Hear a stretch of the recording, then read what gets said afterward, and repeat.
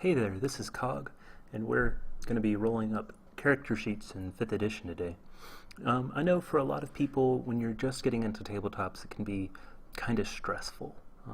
It's a lot of information to take in at one time, and process it all into useful, ways. Because you're expected to make a character sheet and then know all the rules and how to, apply them and then keep track of them all. So hopefully, by the end of this video, you'll have a better idea of how to make just a character sheet, and that'll get you started. So we'll start off, really simple and figure out a character concept. What do you want to play? Do you want to play a big fighter with an axe?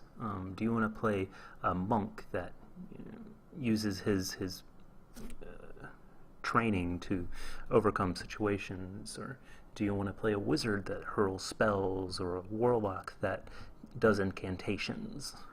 What do you want to play? Do you want to play a bard or a rogue? You're going to get that character concept fixed in your mind, right?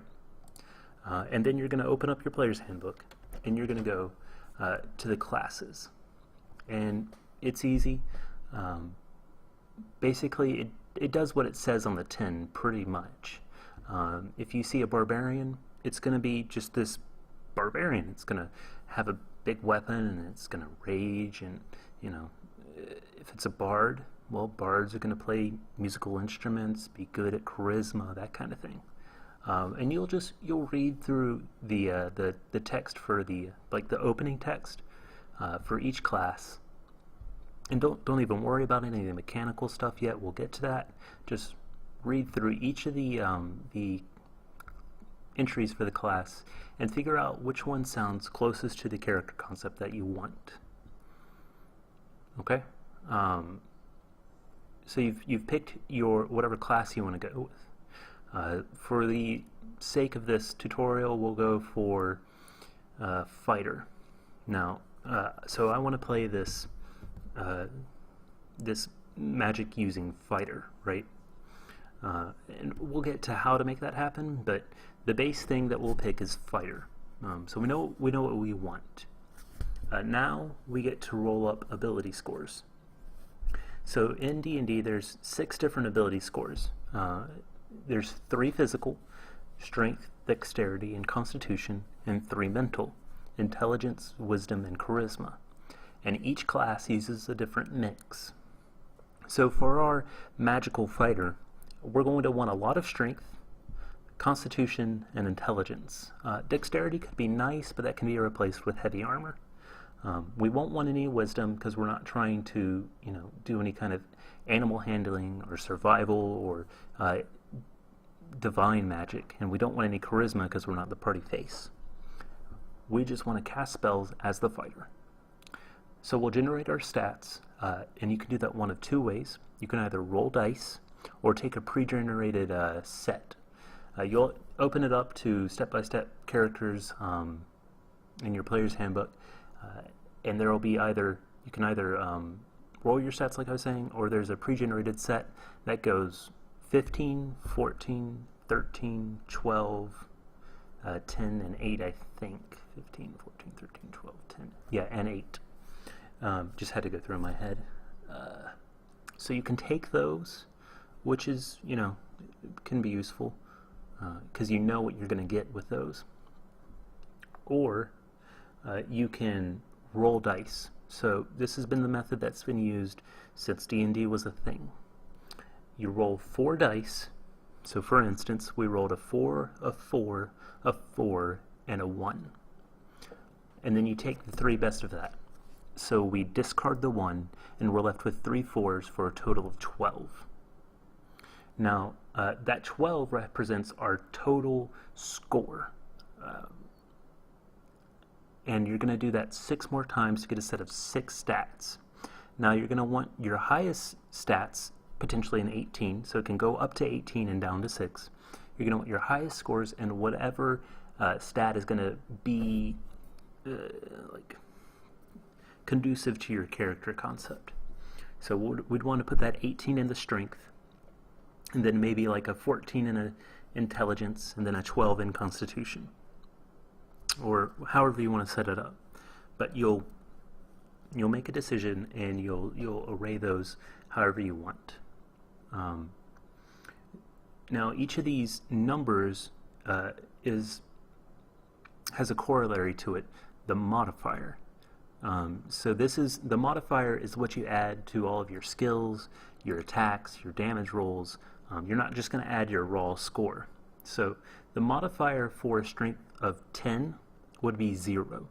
It starts at 0 at 10, and then it increases every other increase. So 10, 12, 14, 16, 18, or 10, 8, 6, 4, 2, 0 by 1. So a 10 is a 0, a 12 is a 1, a 14 is a 2, a 16 is a 3, and an 18 is a 4.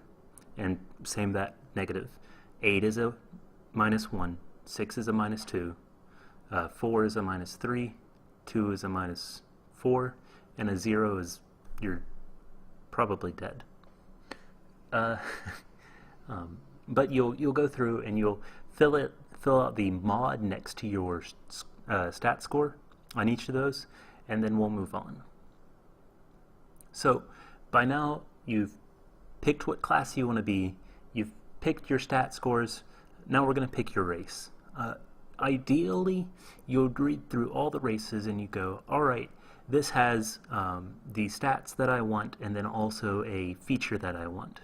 Because each race gets a stat bonus as well as a feature, right? So for the half-orc, they get strength.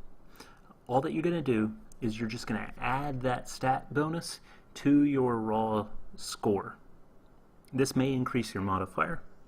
In fact, it probably will. So ideally, you'd want to read through all the features because they each get a neat little thing, and then pick a race. Humans are the only strange ones. You can take a variant human race that allows you to get a feat, but we'll get to feats right after I've finished sub-races. So you've picked your race. I'm going to take half-orc, just, for instance. Half-orc, like I said, gives me a strength bonus. Sorry. And a constitution increase. So I just add that to my raw score, change out how, what the modifier would be if it needs to be, and then I'd pick whatever age I want to play as, and then alignment. Alignment is probably going to be dictated by your character concept. It goes for the kind of law-abiding side, it'd be chaotic, you don't like any laws, neutral, you're ambivalent, lawful, you try to follow whatever personal laws you hold relevant. This doesn't mean you have to be a police officer. It could just mean that you're very loyal to your family, friends, what have you. There's a lot of different takes on this. And then your morality side of it. Evil, is what it says on the tin, neutral, and then good. So you'd combine the two and say, oh, well, I'm going to have a character that's lawful good. Now, each of these has stigmas, and those stigmas come from the worst players, because they'll take their alignment as a guidebook rather than a suggestion, and they will take the tropiest version of their alignment. Have some fun with it. That's what it's there for. But you'll pick your alignment, and then you'll look down, you'll see size. Half-orcs, for my race, are a size medium. Each race is going to have its own size. Some are small, meaning that their speed, the next stat, is going to be either 30 or 25, based on your size. After that, there will be a couple of extra features. For instance, orcs get dark vision. There's a little blurb that tells you what that is. Menacing tells you what it is. You're just going to read each of these and then write it down in your character sheet. Make sure that you remember what what each are, and you'll be fine. Then at the very end, it says languages. It's important to keep track of what languages you know, because it can come up in role-playing situations a lot. Like, for instance, you find the enemy's plans, but it's all written in Goblin. Can any of you read Goblin? No? Too bad. Orcs, for instance, get Common and Orc. And then you're done with the main race. Half-Orc was probably a bad choice, as an example, thinking about it now, because a lot of the races have a different sub-race. So for halflings, for instance, there's the Lightfoot halfling and the Stout halfling. You get to pick one of them, and then it'll come with a little stat bonus and then a blurb to go along with it. If you do, that's fine, just right. So you're going to be a halfling before, now you're just going to be a Lightfoot halfling. And you get a little extra stat boost and a little extra feature. It's not too complicated. Alright, so you've got your character concept down, you've got your stats, and now you've got your race, meaning that your stats are pretty much solidified into what they're going to be for now. Now, what I like to do is I like to go back to my class, and we'll get into some of the nitty-gritty, crunch there. Crunch just means mechanics type things. So you're going to go down to in your fighter, and there will be a table that you see. This table is for use when you're just kind of like skimming the class, trying to figure out what it's got. It'll be more useful once you're more familiar, but we can just ignore it for now. We'll go down to class features and then see, alright, the first thing is hit points. Hit points, if you're playing a tabletop, you probably know what hit points are. It's just a measure of your health, how much damage you can take before dying. In D&D, your hit points are determined by how well you do on a dice roll, and based on your class, you get a bigger dice. So for a fighter, you start at level 1, so you have 1 hit dice, and that die is a D10. So you have a potential of getting to a max of 10.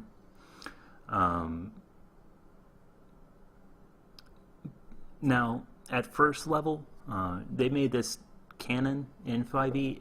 In 3.5, it was just the accepted that at first level you'd take your max hit dice, so 10, plus whatever your constitution modifier is. This is where the modifiers start becoming important. So 10, let's say we had a 12 for a constitution modifier, plus 1, so we'd have 11 total hit points. Now, at levels after this, you can either roll your d10, add your constitution modifier to that, and take the HP that you get, or just take 6, like it says in your player's handbook, plus the 1 constitution modifier. I usually just take whatever it says, the 6 for this instance, because it's guaranteed. You could roll a 1, and that'd be terrible. But you know that 6 is always going to be a 6. So you'll write down how much HP you've got, your max HD for level 1, plus your constitution modifier, and you'll write that down in max HP. Then we'll move on and we'll start talking about proficiencies. Proficiencies is what you've been trained in, what you decided to focus on, as well as what you're good at and what you can use. So for a fighter, in my armor proficiency slot, I get all armor and I'm proficient with shields.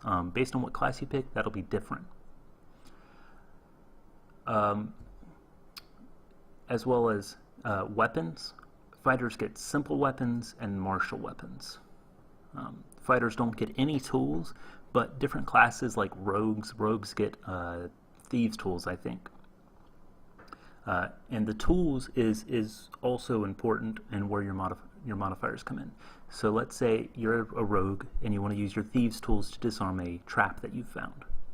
Well, you're going to pull out your thieves tools, you're going to roll a d20 plus your proficiency bonus plus whatever stat the DM says. So if it's picking the lock, it may be dexterity to try to finesse the lock.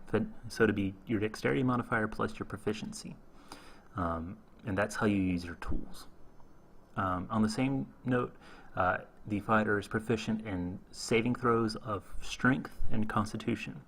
There should be a little box next to those stats that you can tick, saying that you're proficient in those saving throws, so you get your proficiency bonus. Right, I haven't explained proficiency bonus. We'll do that real quick. So proficiency bonus, if you looked at your table, you saw it, and it says +2, 3, 4, 5, and 6 at different levels. Its proficiency bonus is based on your total level. So at level 1, you have a proficiency bonus of +2. Now you add this to anything that you're trained in, like it says, anything that you're proficient in. So when you're making that rogue check to disarm the lock, because you're proficient in these tools, you add a proficiency bonus to it. Because you're proficient in strength saving throws as a fighter and constitution saving throws, you get to add your proficiency bonus to those saving throws. So like we were saying before, our constitution's 12, our proficiency bonus is 2, so we have a total of a 3 for a saving throw in constitution. You know, these will be useful later, and your DM will have a lot better idea of what calls for what. So if you're being, like for instance, you're being poisoned, you're going to roll a constitution saving throw to try to overcome it. On the same note, skills, you're going to choose however many it says from a list that it gives you. And this is what you focused on when you're training in your class. So we want it to be a magic using fighter. So what we'll do is we'll say that we're proficient in perception, which is just being aware of our surroundings, and let's say history, because we're kind of a thinky fighter. Now we'll go over to our stat block area, and I'll have different skills listed. We'll check off whatever skills we chose, add our proficiency bonus to the modifier, and that'll be our total skill check, skill bonus when we make a skill check. So for instance, let's say I'm in a library as my magic using fighter, and I'm trying to, I don't know, find a book about a certain dead wizard. I'd roll a history check, which is my proficiency bonus plus whatever my int modifier is, and that would be my history check. Pretty self-explanatory. We'll move on to equipment. So you start out with certain equipment, or you can buy certain equipment, in that they give you a certain amount of gold to purchase with. I'd recommend just sticking with whatever the equipment is granted to you, because it's typically pretty solid. So it'll say A or B, so you can start out with the first A or the second B. So it says either chainmail or leather longbow and 20 arrows. I'm going to pick the chainmail because I like the armor, and I kind of left my dexterity score by the wayside. You just do that for each of those, and you can find what the equipment is, like what the stats say, under the equipment listing. It's fairly self-explanatory. Now, that table that we were talking about earlier will tell you what features you get at what level. So at first level, fighters get fighting style and second wind. And it's, again, this is easy. You just read what it says and you write it down. You may have to make some choices. All right. So you've made your whatever choices you need to make. You've written down your features. So your class is pretty much done. There is one other thing that you'll need to be aware of.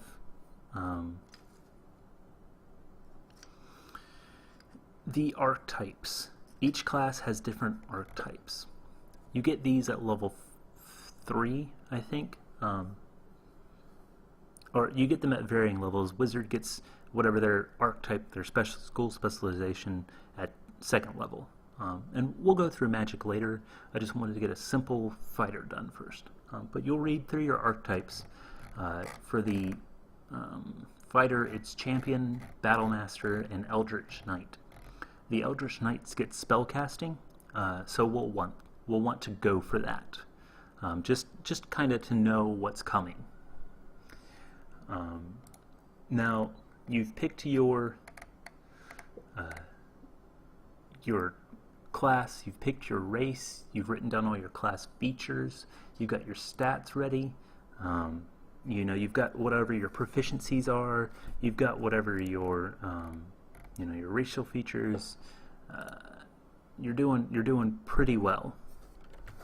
You've only got really one or two things left, and like I said, we'll go through what it takes to roll up a spellcaster later. I just wanted to get the basic, simple, mundane class done first. So you're going to want a background now. I like to do this at the end because it kind of rounds out your character. It gives you proficiencies, gives you tools, gives you equipment, gives you features. It just lets you take everything that you want your flavor to be and then gives it to you, or lets you pick what you want. So the backgrounds have their own listing in the player's handbook, and you'll go and you'll read and you'll see, oh, well, there's the acolyte, there's the charlatan, the entertainer, the folk hero, and you'll just read through them all, get what you want from it. But I want my character to be a noble. It's why he's, trained in arms and also magic. So you'll read through the little blurb under noble, and you'll say, all right, I get skill proficiencies and whatever it says. So for the noble, it's history and persuasion. You'll just go to your skills, you'll check them off, and you'll total what your skill bonus is, just like you did for the class. It'll give you extra tool proficiencies. Well, you just write that under extra proficiencies. And then it gives you maybe bonus languages, right? Well, you just pick one and then write it down. And then it also gives you equipment. This is the corollary to your class equipment, and it just kind of gives you some flavor. So you'll write all that down. Now, this is important. You get a certain feature. The noble gets position of privilege, meaning that he can always be welcome in high society. So if he finds nobles, he can always expect a warm welcome, housing, that kind of stuff.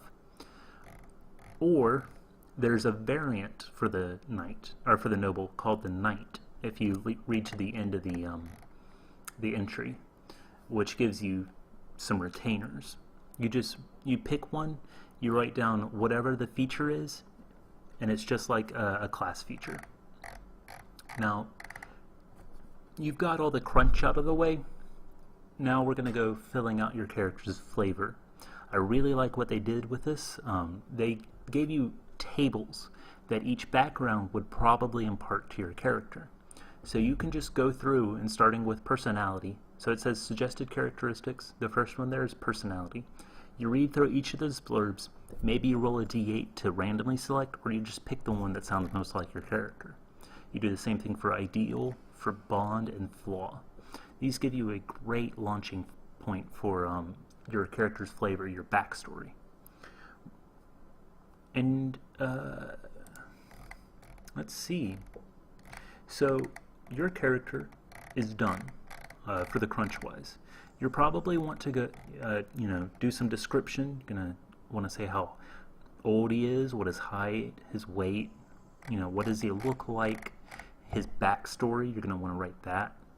But for the crunch-wise, your mundane character is done. Now, let's get into some of the special situations. So let's say that you would take it the variant human when you were trying to figure out your race. Well, the variant human gets a feat instead of a stat boost. So this is easy. You just go to customizations options, feats, and you'll read through each of the feats there. Some of them have prerequisites. So for if you want to take ritual caster, you're going to take you need a prerequisite of int or wisdom 13 or higher. You just need that before you can take it. But you'll read through each of the feats, and then you'll pick one. These feats are really good. In addition, so whenever you get to 4th level as a character, as a certain class, you typically get an ability score increase. Now it can be good, or you can trade away that ability score increase for a feat. And that's really all you need to know about feats. Now, let's go over the special case of what do you do if you wanted to play a caster, right? So as a wizard, you've gone through and you said, all right, I've done my hit points, I've done my proficiencies, I've done my equipment, but you get to spell casting. There's 2 different types of spells in the game, essentially. Cantrips, which can be used at will forever. They don't run out. And actual spells. There are other different types of spell casting, but all you got to do is read the blurb and it'll tell you what it does. So for the warlock, you get incantations. Some races get at will abilities.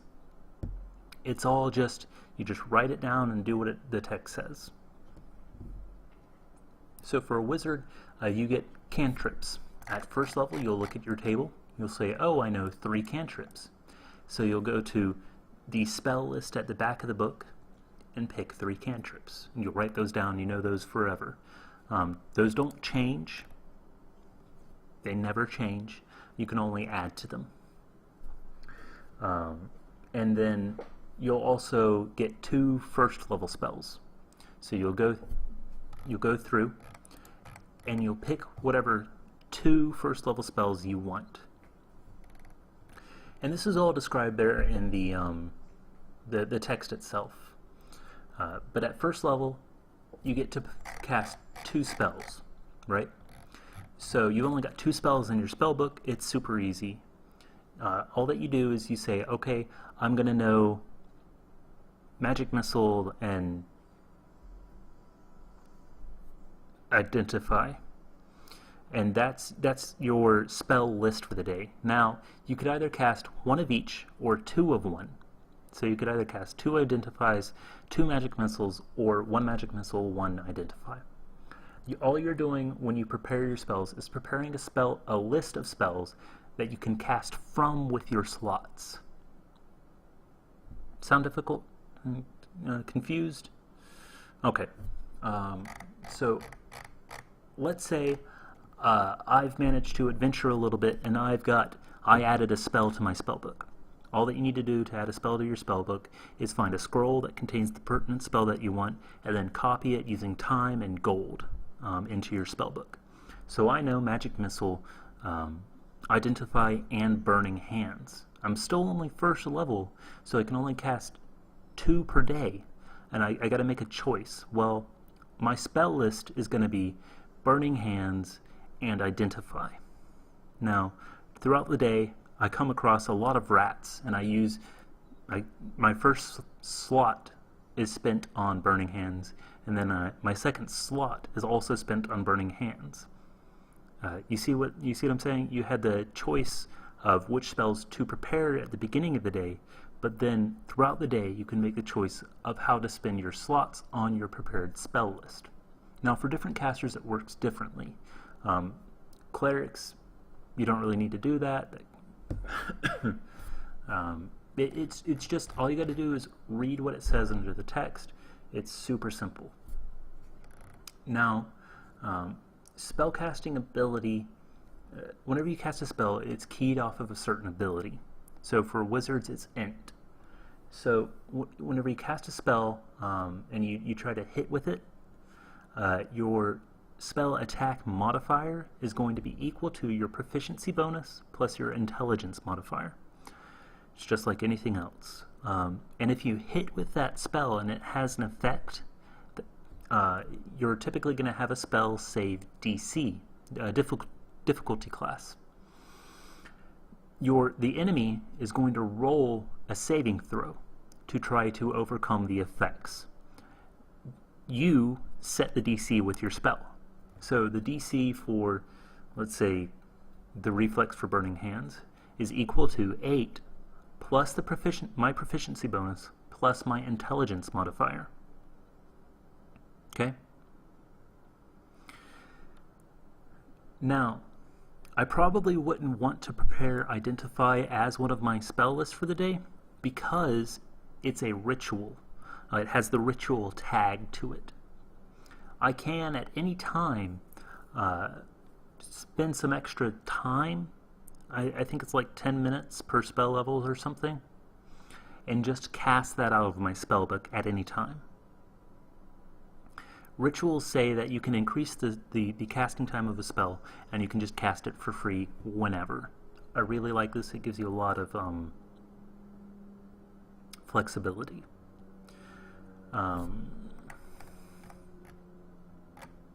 Now, you're also going to need a focus as a wizard. It's easy. You just go to the equipment and you pick one. Pretty self-explanatory. You already talked about learning spells of a higher level. But yeah, you can add spells to your spellbook if you find a scroll that has the pertinent spell. You have to spend gold to do it, though, and you have to be able to understand the spell and cast it. So wizards also get the ability to regain certain spell slots. You just, you read the text description, and it'll tell you what to do, and I think that we're done. If there's ever any confusion, just go to the section and reread what it said, read it in full, and you should be pretty good. But yeah, I hope you guys have a lot of fun out there. Try not to take it too seriously. Have a lot of fun. Do some role playing with it. Don't just be there. I hit, I deal X damage. I move on. I hit, I deal X damage. No. Say something interesting, like my blade plunges into his heart and pierces his lung. He dies gasping on, as blood fills his lungs. That's a lot more interesting. But however you want to play, have fun with it. Quick note: you have to pick a deity. I almost forgot. The deities have their own entry in the player's handbook. Clerics, it's a lot more important for them, because what deity you worship kind of determines what domains you can take. Again, it's all written down in the relevant sections. If you have any questions, just refer back to that. And if you're really confused, just do a quick Google search. Say 5e and then whatever your question is. Somebody's had it before and they'll have put it online. But yeah, that's about it.